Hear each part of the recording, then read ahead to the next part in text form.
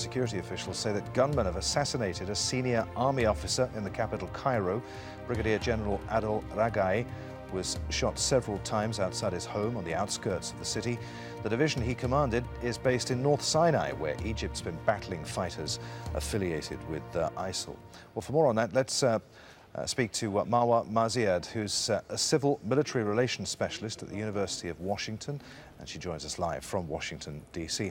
I wonder how someone so senior in the military with such a sensitive role, commanding troops as he did in the Sinai, could have been, well, unprotected enough to allow anyone who wanted to do him harm to get so close.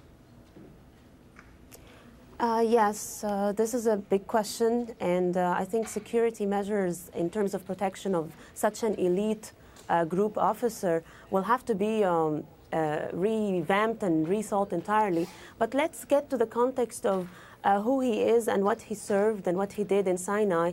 As your intro showed, this is a qualitative difference in the way these elite army officers in Egypt are being targeted, not within the Sinai, but actually in Cairo. And I think this is a big sign that the insurgency and international, transnational terrorism that is latching within Sinai is actually exporting some of this work towards Cairo and other parts of Egypt, and that's very troubling and scary, of course. Right, so for the other officers within the institution, certainly. This will have to push for further security measures, because then the officers are concerned, I'm sure, whether they're doing their job in Sinai, how that will reflect on their own security within home. As you said, the division he commanded is based in North Sinai. There are fighters operating there affiliated with ISIL. So who might have been behind this killing? Well, I've been trying to contact some sources in Cairo about that. It's still, the statements are not clear. But parallel to what's going on, there were 3 armed prisoners who were held in prison, were released, or they escaped a very high security prison in Cairo. So it seems like there's still scarcity of information, so I'm not giving you news per se right now, but analytically, it seems that the offshoots of Ansar Bayt al-Maqdis who affiliated with ISIL in Sinai, this episode that has been going on for 2 years now, it looks like some of them could have infiltrated and become present in other parts of Egypt and performed this operation.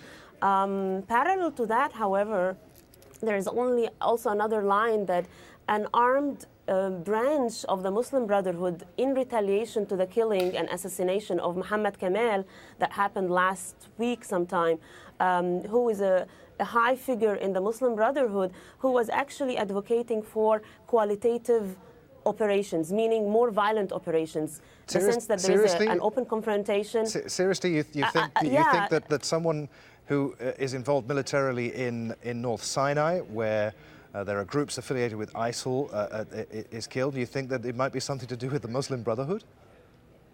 No, I'm not saying. I'm saying that this is another line of thinking in retaliation of actually the security forces killing a very high official in the Muslim Brotherhood he happens to be the person advocating for more qualitative operations, more violent operations in the light of the confrontation. So in that respect, some under that conviction could have weaved a relationship with the Ansar Bayt al-Maqdis. I mean, not what we're saying right now is that, like, the narrative, is it a separate, very isolated Sinai-related Ansar Bayt al-Maqdis ISIL group that came to Cairo and performed this operation entirely on their own?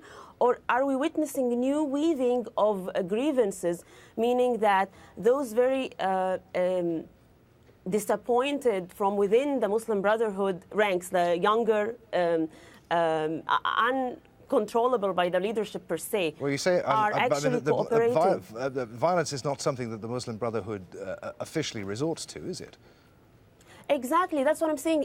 Are we witnessing new confrontations based on the very frustration of the situation? Do you see what I mean? All right.